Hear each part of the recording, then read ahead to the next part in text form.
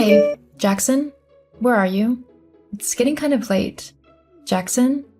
Is everything okay? Has something happened? Ugh, why are you blowing up my phone? What do you mean? You're not responding to me, so of course I'm going to be worried and text you. All you're doing is being annoying. If I wanted to talk to you, I would've. What has gotten into you? What are you prattling on about now? Nothing's wrong with me. Okay, fine. Look, when are you getting home? I prepared dinner, but it's getting kind of late and I'm hungry. I didn't want the food to go cold for you, though, so I haven't cooked it yet. I get back when I get back. What kind of answer is that? The only one that you're getting. You know what? Fine. I don't know what's gotten you into such a mood, but I've had enough of it. I'm putting the dinner in, and if it's cold by the time you get back, then that's your problem. You can put it in the microwave or something. Wow, what a caring wife you are. Hey, I've tried to ask you when you'll be back and been nothing but nice, but you've been a complete jerk, so I've given up. If you want to apologize, then we can start this evening over. Why would I apologize to you? You should be the one saying sorry to me. I'm your husband, and you should be doing whatever I say. That's what a good wife would do. Excuse you? You heard me. This isn't the first time you've acted out like this. I mean, this is the first time in ages that you even bother to cook. A good wife would do that daily, and would have it ready for when her husband got home, no matter what time it was. I can't believe what you're saying right now. Are you actually telling me that I should be nothing but a good little housewife who does whatever her husband demands of her? Well, yeah, that's what marriage is. No, it really isn't. Of course it is. You made a vow that when we got married that you would honor and serve me like a good and obedient wife should. At no point in our marriage vows did I say anything like that at all. In fact, our vows promised that we would treat each other with respect and equality, that we would share our burdens and help each other in whatever we do in life. But I can honestly say that you've done none of that. Yes, I have. I make the money that you used to go and selfishly spoil yourself with. So you better be grateful, as I could just as easily take that money away. Then what would you do, huh? The least you could do is your wifely duties of housework and making sure everything is perfect for when I get back after a long, hard day at work. Ha, that's funny. You working hard? Last I heard, your boss was threatening to fire you, as you were performing well below target and your attitude with the customers was abysmal. Well, at least it was with a woman. Figures. Where'd you hear that? I have friends, you know. Well, it's not true. They're just trying to paint me out in a bad light, because they're jealous and intimidated by me. And anyway, you shouldn't be talking to other men. I'm your husband, and I'm the only one you should talk to. I'm not some possession. I am my own person, so I'll talk to whoever I want. And anyway, if you're not even going to come home, then why should I bother sitting around waiting for you? I see you need some time to reflect on your poor behavior. In that case, I'm leaving, and I'm taking the money I make with me.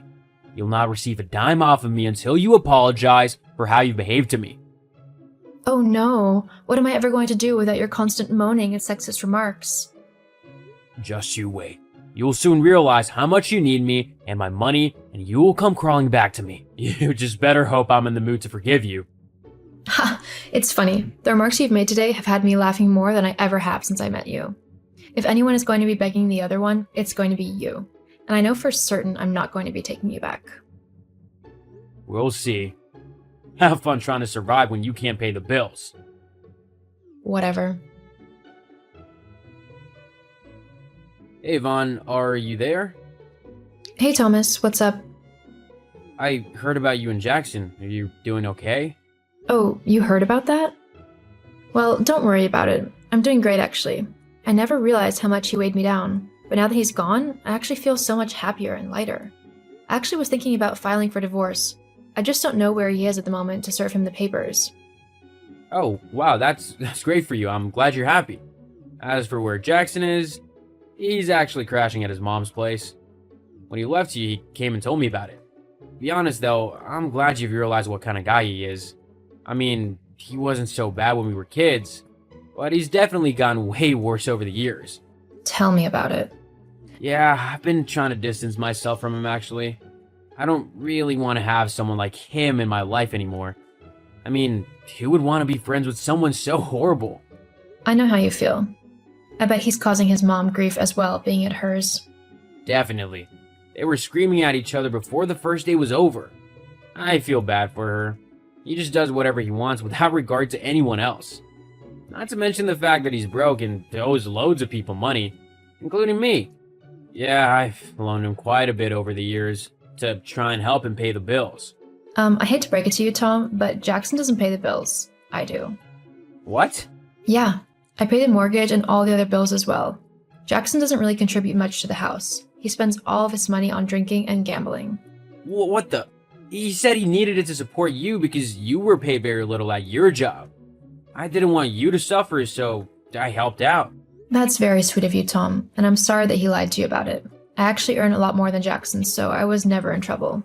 Well, I'll be demanding my money back from him ASAP.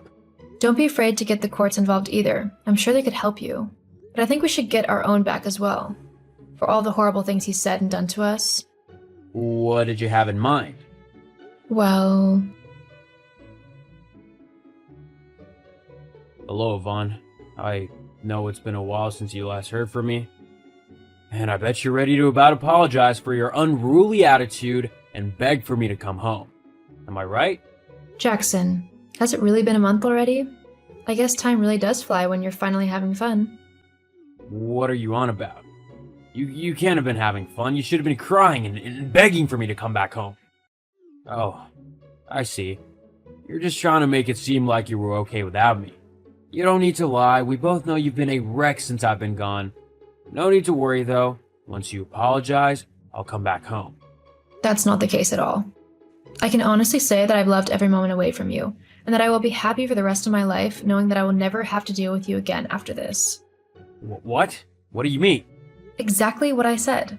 With you gone, I was finally able to see that I deserve much better than you, and that you were actually holding me back from a better life. Don't be ridiculous. I'm the only thing in your life that makes it worthwhile. Without me, you're nothing. See? It's that kind of negativity and vile abuse that I haven't missed.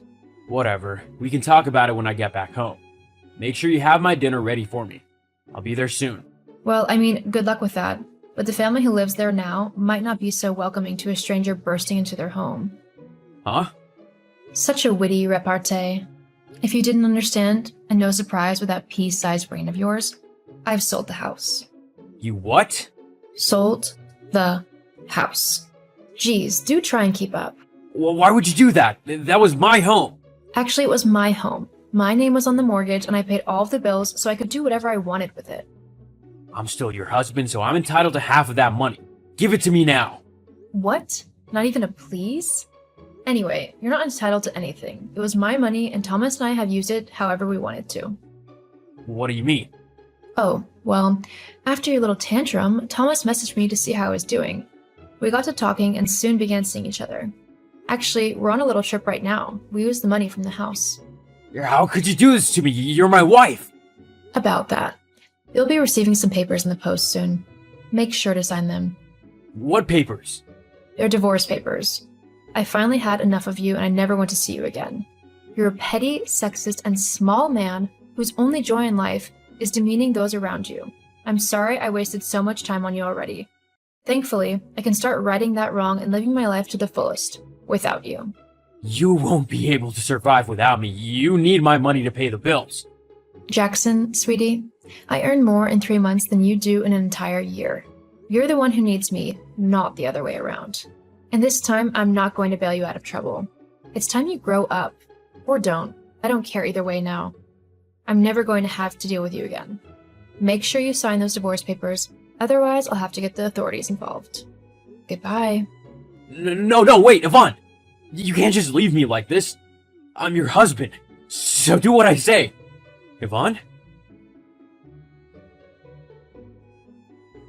Once the divorce papers arrived at Jackson's mom's house, he was reluctant to sign them at first. But after threatening to get the police involved for all of his fraud and taking people's money under false pretenses, Jackson quickly relented and signed them. Once free, Thomas and I began to date and got to know each other really well. He treats me how I deserve, with respect and love, and I do the same for him.